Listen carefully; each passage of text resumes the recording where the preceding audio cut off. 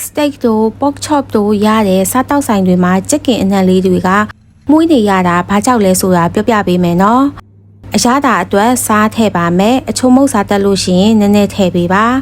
ဟာဘယ်အနံ့နဲ့အသားတဘာဝအချို့ကိုပိုပေါ်လွင်အောင် oregano အရွက်ချောက်ထည့်ပါတယ်အညီနံ့ပြောက်ဖို့နဲ့မီးခိုးနံ့လေးမှုေးစေဖို့အတွက်ကတော့ငရုတ်ကောင်းအမဲသုံးပါတယ်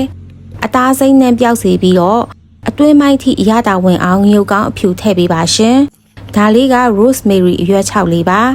กินနေတဲ့အချိန်မှာတင်အနံ့ကဗိုက်စာလာအောင်ဆွဲဆောင်ပြီးတော့ restaurant style အရသာကိုရစေမှာပါ time အရွက်6ကတော့กินသွားပြီးလို့ရှိရင်အတွင်းသားတွေကထွက်တဲ့အသားရဲ့ juice အရည်ထဲမှာမှုေးကြိုင်ပြီးတော့အနံ့အရသာကိုပို့ပြီးတော့နက်ရှိုင်းလေးနဲ့စေပါတယ် Capers ရဲ့အချင်ရည်လေးကိုနည်းနည်းလေးထည့်လိုက်တဲ့အခါမှာတဘာဝအချိုတက်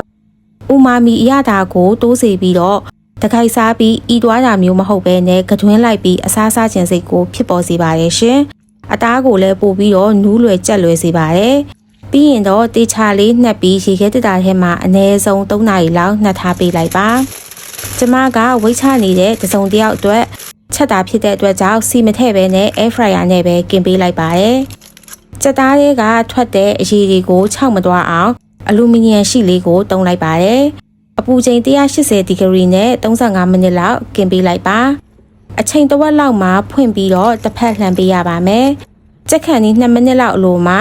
ဖွင့်ပြီးတော့ကညွတ်လေးတွေထည့်ပြီးကြက်သားတွေကထွက်တဲ့အရည်နဲ့ဆက်ပြီးတော့กินပါမယ်အပူချိန်ကို200ဒီဂရီလောက်တိုးပေးလိုက်ပါတယ်ရှင်အလူမီနီယံခွက်ထဲမှာကျန်နေတဲ့ရေလေးနည်းနည်းလေးကမီးပြင်းကြောင်ခြောက်ပြီးတော့ကညွတ်ထဲကိုစိမ့်ပြီးတော့ဝင်သွားပါတယ်အဲ့ဒီခါမှာကညွတ်လေးတွေကအရန်ကိုမှအရသာရှိသွားပါတယ်ရှင်အတွင်းသားဆူဆူအီအီလေးနဲ့အပြင်သားတင်းတင်းလေးနဲ့မို့လို့အရန်ကိုမှစားကောင်းပါတယ်กินနေတဲ့အချိန်မှာတအိမ်လုံးမှုေးပြီးတော့ဗိုက်စာနေမှာပါရှင်